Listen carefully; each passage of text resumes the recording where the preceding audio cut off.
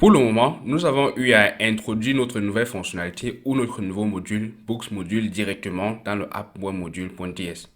Maintenant, nous voulons voir comment est-ce qu'on peut faire pour pouvoir introduire également le lazy loading de notre module et toutefois continuer à avoir ce module-là inscrit à l'intérieur de notre store. Pour cela, nous allons donc configurer le lazy loading pour notre module. Nous avons besoin pour cela naturellement d'avoir un module de routage configuré dans notre application. Donc pour le moment, nous n'en avons aucun. Donc là, je vais créer, donc il est souvent recommandé de manipuler tous nos différentes routes à l'intérieur d'un module séparé qui contient nos différentes routes. Pour cela, je vais donc rentrer dans mon terminal, je vais créer un nouveau module simplement. Et ce module-là va être responsable de la configuration de nos différentes routes dans l'application. Donc, on peut le faire avec ng simplement, g pour generate, m pour module, et là, dans ce cas, nous allons appeler ce module-là app-routing. Donc, app-routing va donc nous permettre donc de générer ce module supplémentaire que nous avons.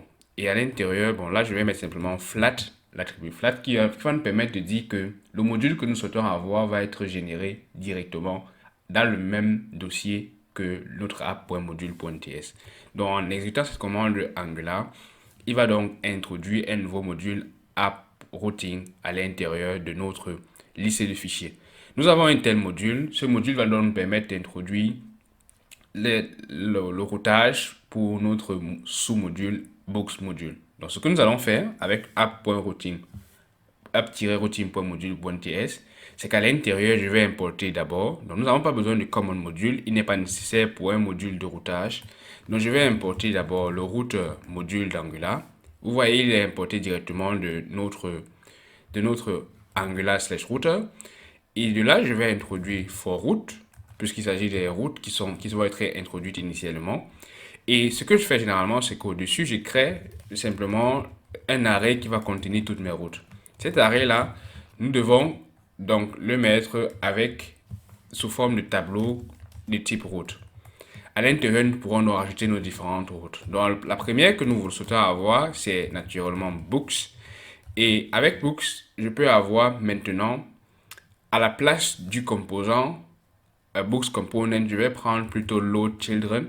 Et pour Load Children, qui est la représentation de notre module que nous voulons charger avec le lazy loading, nous pouvons donc insérer la syntaxe import du JavaScript et à l'intérieur donc faire allusion à notre module Books. Donc à l'intérieur, je vais prendre Books module et donc c'est une promesse et nous recevons le module correspondant et nous pouvons donc faire appel à ce module-là directement, Books module. Donc là, nous venons de configurer la route avec le lazy loading. Là, je vais fermer d'abord pour un instant. Avec le lazy loading pour notre fonctionnalité Books. Je vais supprimer les déclarations, nous n'en aurons pas besoin ici. Je vais donc introduire donc cet arrêt de route directement à l'intérieur. Donc là, ce n'est pas sous forme d'arrêt, c'est directement ainsi. Donc nous avons introduit notre box module. Là, nous n'avons pas de point virgule, mais plutôt une virgule en lieu et place. Donc nous avons dans notre routeur module. Et ce que nous devons faire, c'est naturellement d'exporter également le routeur module car il va être visible lorsque nous allons importer ce dernier à l'intérieur de notre app module. Donc nous devons importer dans le app routing module maintenant dans notre app.module.ts pour que cela puisse être enregistré à notre application. Donc là, je vais venir l'introduire tout juste en dessous là-bas. Et je vais prendre un app routing module et nous devons l'importer avec l'aide de Visual Studio Code en faisant appel au Z pour import. Donc là, il est introduit.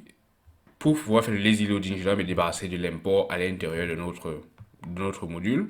Et quand je me débarrasse de cet import là, vous allez vous rendre compte que désormais, lorsque je vais inspecter je vais regarder dans mon Redux inspecteur, je vais me rendre compte que je n'ai plus Box qui est affiché, j'ai simplement en route. Donc pour nous, le but maintenant, c'est de pouvoir gérer et pour que lorsqu'on va cliquer sur un bouton qui va nous rediriger vers la route Books, alors nous aurons cette route-là. Également la référence dans notre store. Pour le moment, notre fichier n'est pas encore en lazy loading parce que nous n'avons pas de fichier supplémentaire qui est généré. Ce qu'il nous faut faire, c'est que lorsque nous avons le lazy loading, nous avons également un fallback route à l'intérieur de notre module correspondant.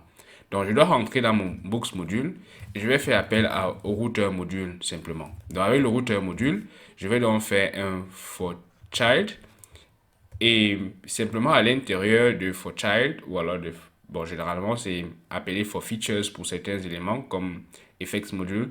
Donc avec for child, simplement je vais prendre à l'intérieur de ce dernier, je vais créer une roue supplémentaire. Cette roue supplémentaire va donc me permettre d'introduire différentes valeurs. Ou alors le fallback qui va me permettre donc d'afficher simplement la fonctionnalité que je souhaite avoir à l'intérieur de mon application. Donc je vais prendre simplement for child et à l'intérieur de ce dernier, je vais mettre le path. Et je vais dire que ça serait, donc lorsqu'on va appeler simplement books et rien d'autre ensuite, on va appeler le composant books component. Donc dans ce cas, nous avons ici dans notre module books. Pour le moment, nous n'avons pas encore de books component à l'intérieur, nous avons juste le state, nous n'avons pas de composant.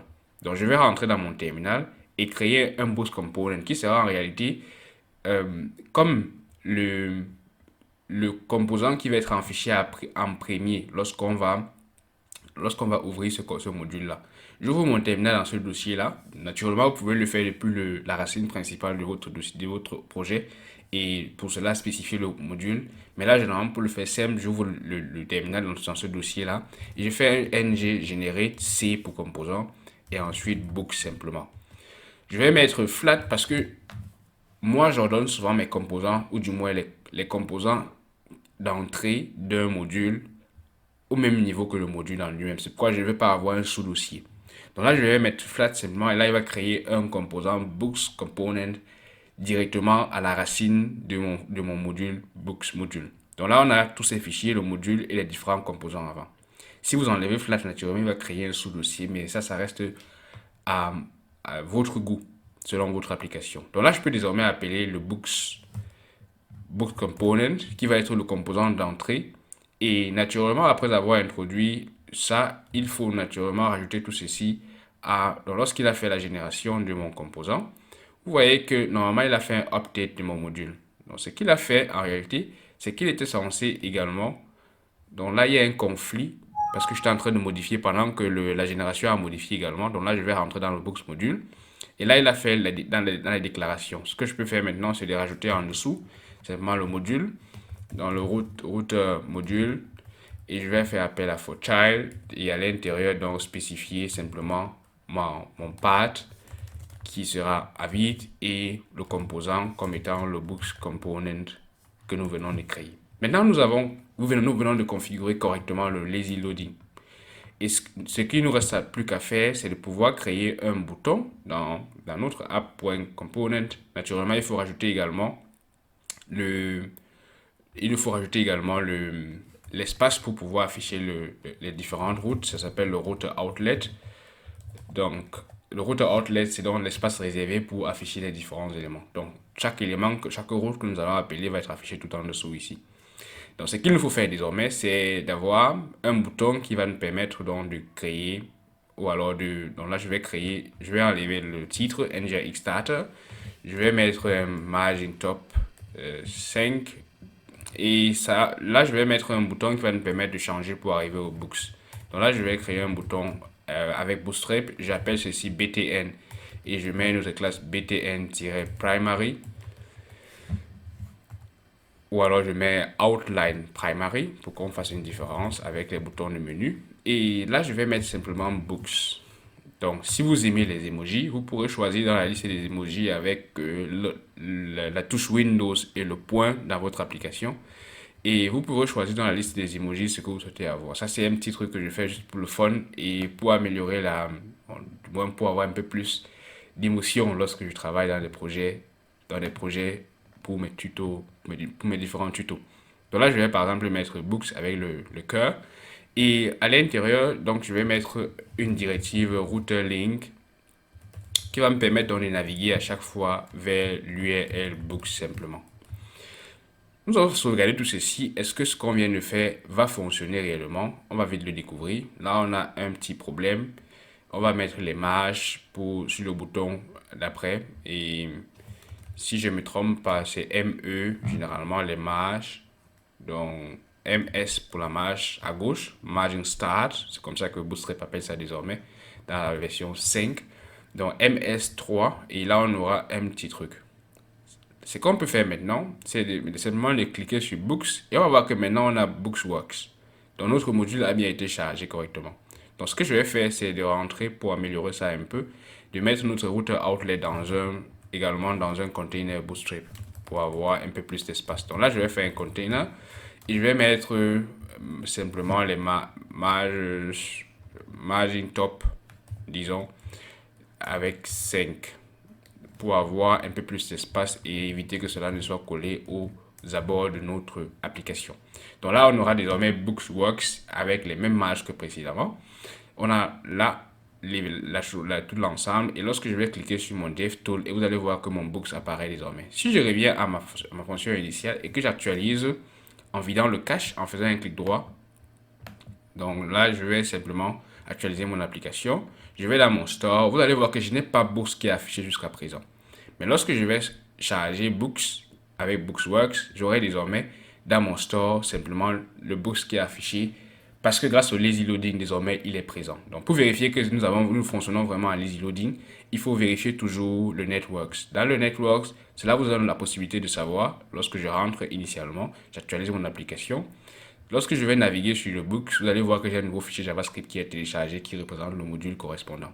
Donc ainsi, vous pouvez vous servir également du lazy loading lorsque vous travaillez avec NGRX et différents modules pour pouvoir charger différentes fonctionnalités. À présent, l'intéressant, c'est de configurer les données qui vont être utilisées pour pouvoir charger et animer un peu notre module que nous venons de créer, Books.